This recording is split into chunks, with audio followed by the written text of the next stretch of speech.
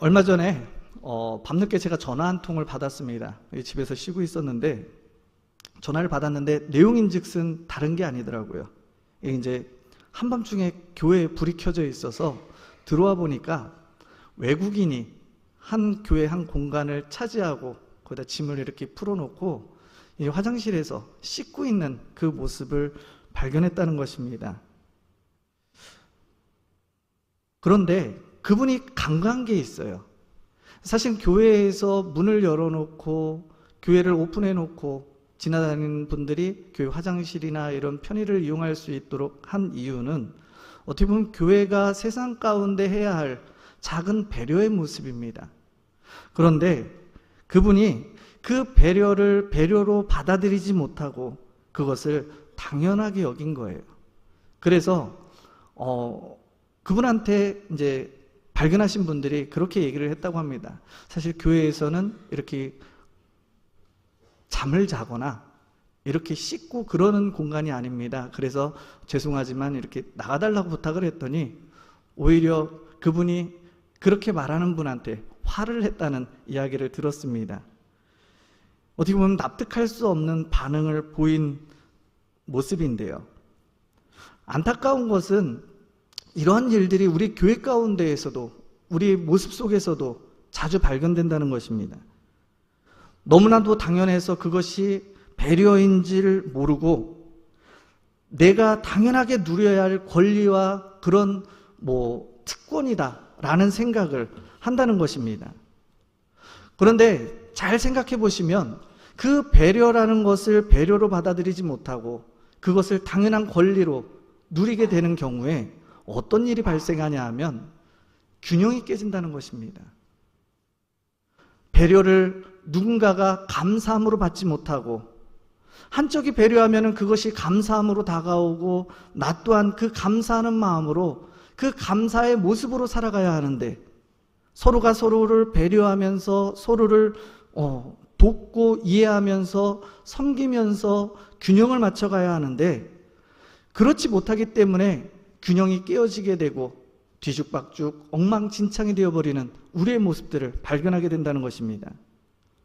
안타까운 것은 이러한 모습이 우리 신앙생활 속에서도 만연하게 일어난다는 것입니다.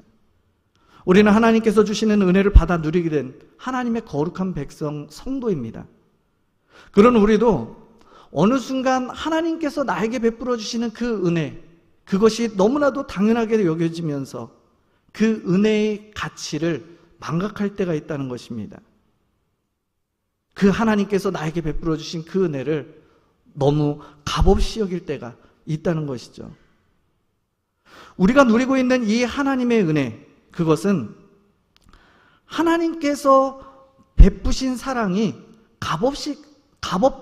값없기 때문에 우리가 그것을 누리고 있는 것이 아닙니다.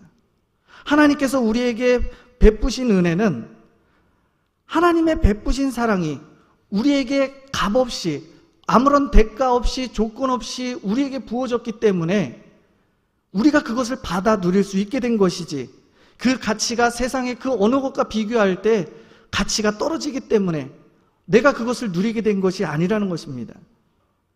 세상의 것과 이 하나님의 은혜를 가치를 비교한다면 도저히 그것은 세상의 것과 비교할 수 없는 소중한 가치가 이 안에 담겨 있습니다. 그런데 어느 순간 우리는 받는데 너무 익숙해져 있어요. 하나님께서 나에게 값없이 베푸셨기 때문에 그 가치가 너무나도 하찮다 여겨질 때가 있다는 것입니다. 성도로서 내가 그 받은 은혜에 합당한 삶을 살아가야 함에도 불구하고 내가 그런 삶을 살지 못하고 살아가는 모습들이 우리 안에 있다는 것입니다.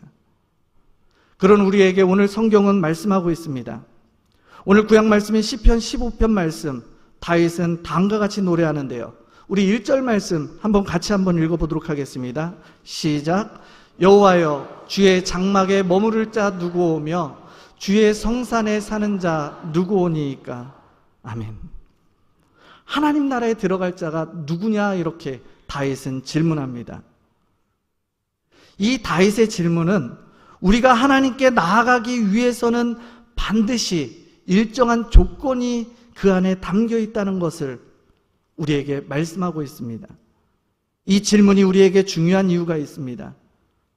예수 그리스도를 믿음으로 말미암아 성도로 부름받은 우리 모두가 보여야 할 참된 모습, 참 성도로서의 모습이 이 안에 담겨 있기 때문입니다.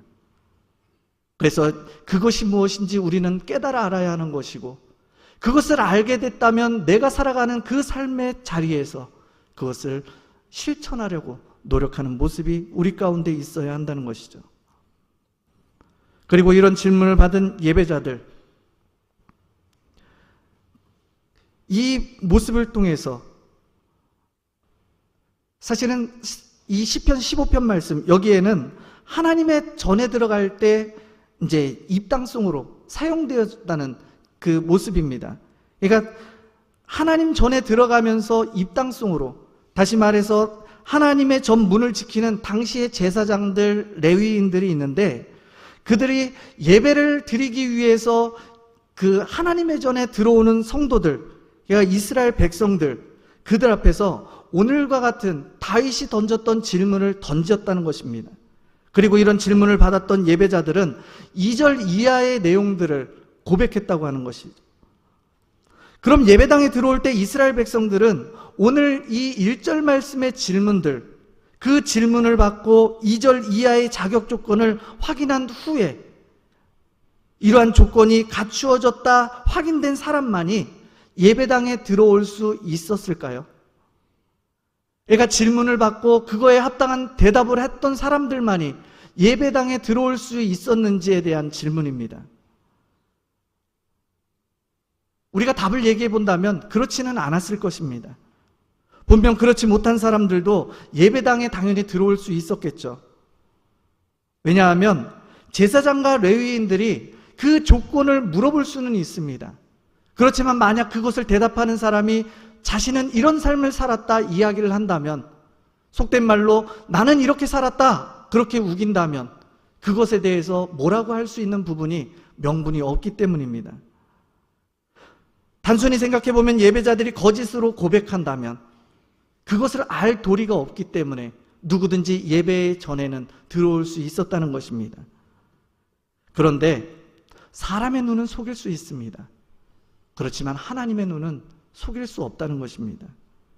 사람의 눈을 속이고 예배당까지는 들어올 수 있을지는 모르지만 하나님은 예배하는 자들이 어떤 마음으로 하나님을 예배하고 있는지 그 마음 중심을 보시는 분이시기 때문에 그 예배를 받지 않으셨다는 것입니다.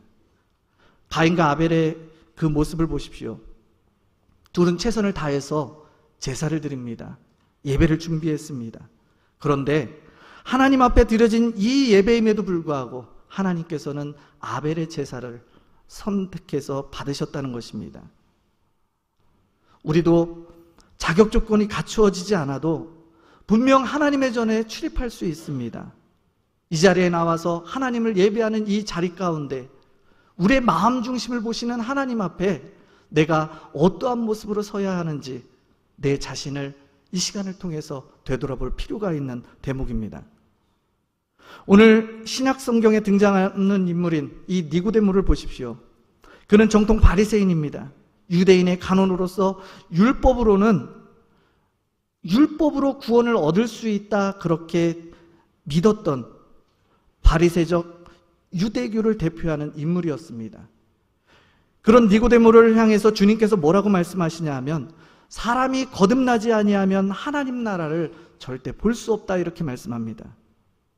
이 말은 니고데모에게 있어서 너무나도 충격적으로 다가옵니다. 왜냐하면 이 말씀에 담겨있는 의미를 살펴보면 너는 아직 구원받지 못했다. 네가 말로는 또 행동으로는 그러한 삶을 살아간다고 이야기하고 행동하지만 그 마음 중심에는 나를 예배하는 마음이 온전치 못하다는 그런 경고의 말씀입니다. 그는 성실하게 살았습니다. 율법도 잘 지켰습니다. 하나님에 대해서 누구보다도 잘 알고 있다 생각했던 사람입니다. 그런데 주님께서는 그에게 구원받지 못했다 이렇게 선언하고 있다는 것입니다. 성도님들, 우리도 마찬가지 아닐까 하는 생각을 하게 됩니다. 신앙생활하는 것을 보면 주일 예배도 빠지지 않고 나옵니다. 새벽에 기도도 하고 교회에서 이런저런 행사나 또 도움의 손길이 필요한 곳에 참여하곤 합니다. 누가 봐도 이 정도면 이 정도면 신앙생활 잘하는 거 아니야 하는 생각을 할 수도 있다는 것입니다. 그런데 오늘 성경은 우리에게 분명하게 말합니다. 누구든지 거듭나지 아니하면 천국 시민이 될 수 없다. 우리가 거듭나지 않으면 수박 겉핥기식으로 신앙생활하는 것에 그친다 이렇게 말씀하고 있다는 것입니다. 마태복음 7장 21절 말씀에 이렇게 말씀합니다. 나더러 주여 주여 하는 자마다 천국에 다 들어갈 것이 아니요 다만 하늘에 계신 내 아버지의 뜻대로 행하는 자라야 들어갈 것이니라. 하나님께 나올 수 있는 자는 입술로 주님 주님을 외치는 사람이 아니라 보여지는 그 모습 속에 관심을 하며 그냥 내가 하는 일들만 감당하고자 애쓰는 사람들이 아니라 하늘에 계신 내 아버지의 뜻, 하나님의 뜻대로 행하는 자들, 하나님의 뜻이 무엇인지 알고 그것을 알았다면 그것을 실천하기 위해서 우리 삶의 자리에서 최선의 노력을 다하는 사람, 그들이 천국에 들어갈 수 있다는 것입니다. 그럼 천국 백성, 성도가 될 수 있는 자격 조건이 무엇인지에 대해서 이 시간 말씀을 잠깐 나누려고 합니다. 첫 번째는 마음이 정결한 사람입니다. 성도는 무엇보다도 마음이 정결한 사람이어야 한다는 것이죠. 오늘 2절 말씀에 보시면 마음의 진실을 말해야 한다 이렇게 말하고 있습니다. 다윗이 중요하게 생각하는 것, 중요하게 보는 것이 바로 마음입니다. 우리가 잘 알고 있는 것처럼 다윗은 사실 많은 부족함을 가지고 있던 사람입니다. 그는 하나님이 원치 않음에도 불구하고 인구조사를 했었어요. 그 인구조사를 하는 것은 하나님의 그 전능함을 망각한 행동이었습니다. 하나님의 능력을 의지하기보다는 자신이 가지고 있는 군사력을 의지하고 자신의 힘을 의지하고 자신의 어떠한 그것을 의지하는 불신앙적인 행위였다는 것입니다. 이뿐만이 아니라 수없이 많은 죄를 지었던 사람이기도 합니다. 그만큼 연약했던 사람이었습니다. 그럼에도 불구하고 하나님께서는 이런 다윗을 택하셨다는 것입니다. 그 이유가 무엇이겠습니까? 그 마음에 진실함이 있었기 때문에, 그 마음 속에 하나님을 향한 그 진실된 마음이 있었기 때문이었습니다. 하나님은 다윗을 택하실 때 나의 보는 것은 사람과 같지 아니하니 사람은 외모를 보거니와 나 여호와는 그 중심을 본다 이렇게 말씀합니다. 다윗의 중심, 다시 말해서 그 마음 속에 그 마음 중심이 하나님을 향해서 진실했기 때문에 하나님께서는 다윗을 택하셨고 다윗을 통해서 일하십니다. 여러분, 죄인이라는 것은 죄를 범하는 사람입니다. 죄인은 당연히 죄를 짓고 살아갑니다. 그러면 다시 한번 묻겠습니다. 과연 의인들은 죄를 범하지 않을까요? 의인은 죄를 범하지 않는 사람들일까요? 요한일서 1장 8절 말씀에 만일 누구든지 나는 죄가 없다, 깨끗하다고 말하는 사람이 있다면 그들은 스스로를 속이는 사람이다 이렇게 말하고 있습니다. 왜냐하면 진리가 그 속에 있지 않는 거짓말하는 사람이기 때문에 그들 마음속에 진리가 없습니다. 속이는 사람들입니다. 거짓말하는 사람들입니다. 그렇기 때문에 나는 의인이다, 나는 죄를 짓지 않는다, 모든 것들이 옳지 못하다는 것입니다. 아무리 의인이라도 죄를 짓지 않는 사람은 없습니다. 다시 말해서 성도는 죄를 짓지 않는 사람들이 성도가 아니라 마음이 죄로 인해서 더러워지지 않도록 항상 조심하는 사람, 그리고 그런 삶을 살기 위해서 노력하는 사람들입니다. 다시 말해서 우리가 주변에 있는 신앙생활 같이 하시는 분들에게 너는 어떻게 이런 잘못을 하면서 성도라고 얘기할 수 있느냐? 옳지 못하다는 것입니다. 성도들도 죄를 범할 수 있다는 것입니다. 새가 머리 위를 날아가는 것은 막을 수 없지만 둥지를 틀지는 못하게 하라. 우리가 머리 위로 날아다니는 이 새들을 어떻게 그걸 인위적으로 막을 수 있는 방법은 없습니다. 그렇지만 그 새들이, 하늘 위를 날아다니는 그 새들이 내 머리 위에 둥지를 트는 것은 막을 수 있다는 것입니다. 여기에 죄를 대입해 보면 우리가 죄를 지을 수는 있지만 그 죄가 나를 사망으로 이끌어가는 것은 막을 수 있다는 것입니다. 죄를 지으면서 그 죄를 즐기고 쾌락을 느끼는 삶을 살아가는 것이 아니라 자신의 연약함으로 죄를 짓더라도 그 죄를 괴로워하고 죄를 이기려고 노력하며 죄로부터 마음이 더러워지지 않도록 내 자신을 지킬 수 있어야 한다는 것입니다. 그렇게 조심하는 사람, 그들이 바로 성도입니다. 그렇다고 여러분 이 말을 오해하면 안 돼요.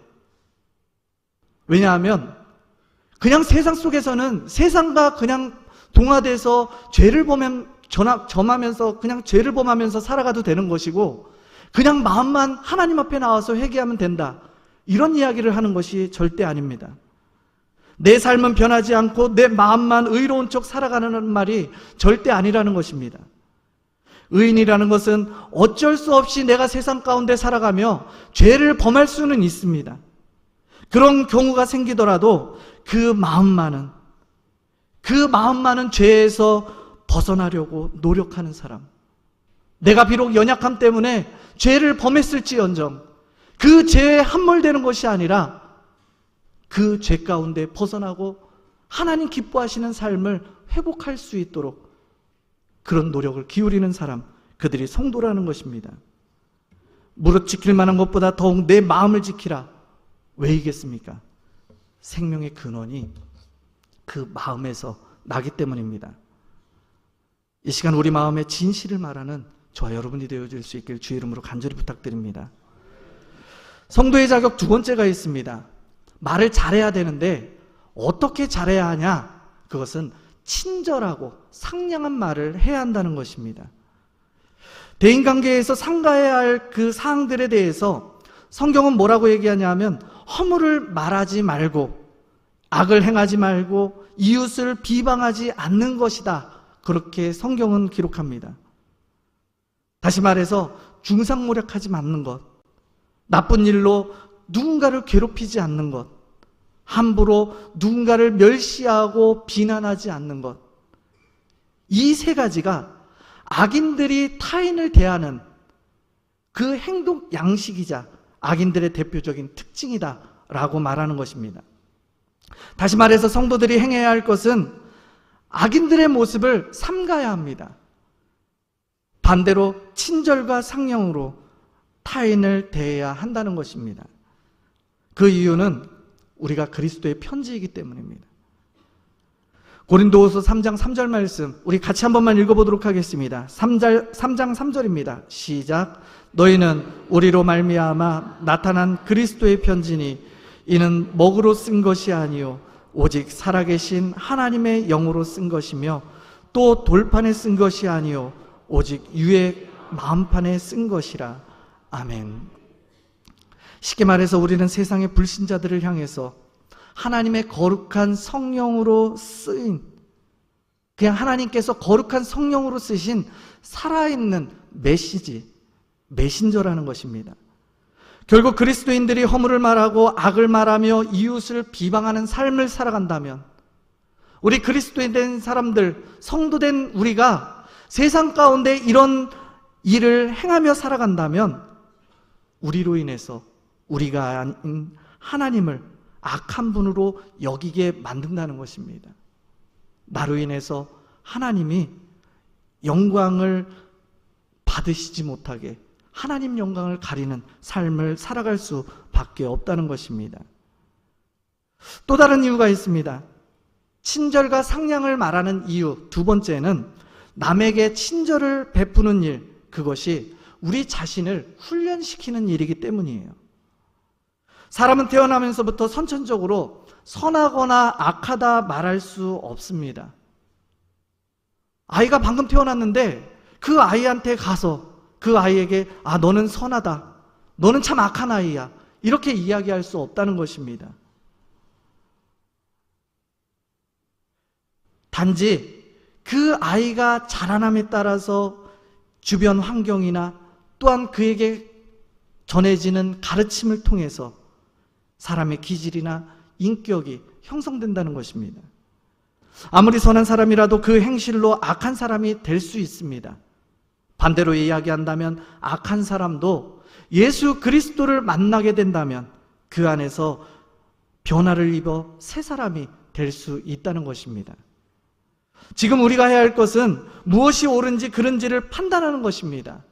말씀에 빗대어 하나님 앞에 기도할 때 하나님께서 주시는 그 마음 안에서 옳고 그름을 분명히 판단할 수 있어야 한다는 것입니다. 그리고 그 옳다함 여겨지는 일들, 내가 그것을 깨닫게 되었다면 이제는 그것을 실천하는 삶을 살아갈 수 있어야 한다는 것입니다. 내 삶에서 내가 부족하다고 포기해버리는 것이 아니라 나의 연약함은 알지만 내가 그런 삶을 살아야 하기 때문에 그 삶의 자리에서 하루하루 최선의 노력을 기울이며 살아가야 한다는 것입니다. 즉 말을 하되 친절하고 상냥함으로 타인을 대할 수 있어야 한다는 것입니다. 사랑하는 우리 성도님들 입술 가운데 이런 말이 가득하기를 원합니다. 서로를 비방하고 서로를 헐뜯고 남을 낮게 여기는 삶이 아니라 친절과 상냥으로 남을 높이고 세워주고 서로에게 축복하고 사랑하는 말이 우리 가운데 넘쳐나길 소망합니다. 마지막 세 번째는 한 번 서원한 것은 반드시 지켜야 한다는 것인데요. 오늘 말씀 4절에 보시면 다윗은 서원의 엄격함이 어떠한지에 대해서 이야기합니다. 그 마음에 서원한 것은 자기에게 해로울지라도 반드시 지켜라. 내가 약속하고 서원한 것은 나에게 해를 가져오고 나에게 불이익을 가져오는 일이 있더라도 그것을 반드시 지켜야 한다. 성경은 말씀합니다. 이는 결국 서원이라는 것, 이 서원은 함부로 말하거나 또 무절제하게 행해서는 안 된다는 것을 우리에게 가르치고 있습니다. 서원이라는 것, 그것은 하나의 신앙적인 표현, 신앙 행위입니다. 하나님을 의뢰한다는 그 신앙의 한 표현으로 하나님과의 약속, 그것이 바로 서원입니다. 여러분, 약속은 반드시 지켜야 하는 것입니다. 우리가 세상 가운데 계약하는 일들도 참 많이 있죠. 그리고 그 계약이 이루어지지 않았을 때에는 반드시 그에 대한 불이익이 생겨나게 됩니다. 그 조건을 이행하지 않았을 때, 상대방과의 그 계약 조건에 도장을 찍었을 때 그 일을 통해서 반드시 그거에 대한 합당한 책임이 돌아오게 된다는 것입니다. 그리고 혹시라도 그것을 지키지 못했을 때는 심지어는 법적인 책임이 생기고요. 그리고 그에 합당한 보상을 해야 되는 경우가 생겨납니다. 뿐만이 아닙니다. 이런 물질적인 것 외에도 내가 계약을 이행하지 못했을 때 그 사람들 간의 신뢰 관계에 문제가 생긴다는 것이죠. 결국 이 계약이라는 것은 우리 일상생활 가운데 많이 접할 수 있는 것이지만 그것을 반드시 지켜야 한다는 그 부분에 있어서는 변함이 없습니다. 하나님과의 약속도 마찬가지입니다. 그 하나님과의 약속, 세상의 계약관계가 그러할진데 하나님과의 그 계약관계는 어떠하겠습니까? 만약 서원이라는 것이 성도와 하나님 사이의 믿음의 계약서를 체결하는 것인데 이것을 지키지 않으면 어떤 일이 벌어지겠습니까? 서원으로 인해 비록 자기에게 손해가 생기고 이행하고 싶은 마음이 나지 않을지라도 하나님 앞에 서원한 것 반드시 이행해야 하는데 그것을 이행하지 않으면 하나님과 우리의 관계는 깨어질 수밖에 없다는 것입니다. 우리가 하나님과 그 관계가 깨어진 관계 속에 있다면 여러분, 우리가 어떤 삶을 살아가는지 아십니까? 깨어진 관계 속에서는 우리는 하나님의 은혜를 누릴 수 없어요. 하나님이 우리를 사랑해 주셔서 우리를 이 자리에 불러주시고 우리에게 놀라운 선물을 주셨음에도 불구하고 우리는 그 마땅히 받아 누릴 수 있는 선물을 누릴 수 있는 권한이 사라진다는 것입니다. 여러분, 시냇가에 심은 나무가 철을 따라 열매를 맺는 법입니다. 만약 우리가 하나님 은혜 안에 거하지 못한다면 우리의 인생이 어떻게 되겠습니까? 우리가 하나님의 은혜의 물줄기를 공급받지 못하면 얼마 지나지 않아서 우리에게 남아있는 양분들은 고갈될 것입니다. 처음에는 그것을 사용하면서 어떻게 살아갈 수 있을지도 모릅니다. 그런데 점차 그 양분은 말라간다는 것입니다. 양분이 없고 내가 살아가는 이 세상 가운데 은혜의 물줄기가 공급되지 않으면 숨이 막힙니다. 점점 생명력을 잃어갑니다. 그러다 이르게 되는 것은 우리의 생명을 잃게 된다는 것이죠. 그것이 하나님과의 관계가 깨어진 사람들의 결국입니다. 우리의 모습이 그러하지 않은지 오늘 이 시간을 통해서 다시 한번 내 삶을 되돌아볼 수 있기를 원합니다. 하나님과의 약속은 이처럼 너무나도 중요하기 때문입니다. 여러분, 하나님은 우리에게 신실하신 분이십니다. 그것을 믿으세요. 하나님은 우리에게 신실하신 분, 약속하신 바를 반드시 지키시는 분이십니다. 그 약속은 결코 이 땅 가운데 헛되게 떨어지지 않는다는 것입니다. 그런 하나님의 약속을 믿고 있다면, 하나님과 그런 약속의 관계에 있는 나라면, 그것이 믿음으로 고백되어지는 우리라면 오늘 그 하나님의 약속을 굳게 붙잡고 하나님 앞에, 신실하신 하나님 앞에 나 또한 진실되게 나아갈 수 있기를 간절히 바랍니다. 이러한 자들이 하나님의 장막, 곧 하나님의 거룩한 나라에 들어갈 수 있는 사람들입니다. 사랑하는 성도님들, 오늘 이 말씀을 기억하면서 나도 성도입니다. 단순히 입술로만 고백하는 그런 성도의 삶이 아니라 내 마음 중심을 보시는 하나님 앞에, 하나님, 저는 연약하지만 하나님, 저는 성도로서의 삶을 살아가기를 원합니다. 그런 삶을 살아가도록 애쓰고 노력하겠습니다. 하나님, 날마다 우리를 도와주시고 내 인생 가운데 함께하여 주시어서 나를 통해 부족하지만 연약하지만 영광받아 주옵소서. 이런 믿음의 고백을 올려드리는 저와 우리 모든 성도님들 되어줄 수 있길 주의 이름으로 간절히 축원합니다. 기도하겠습니다.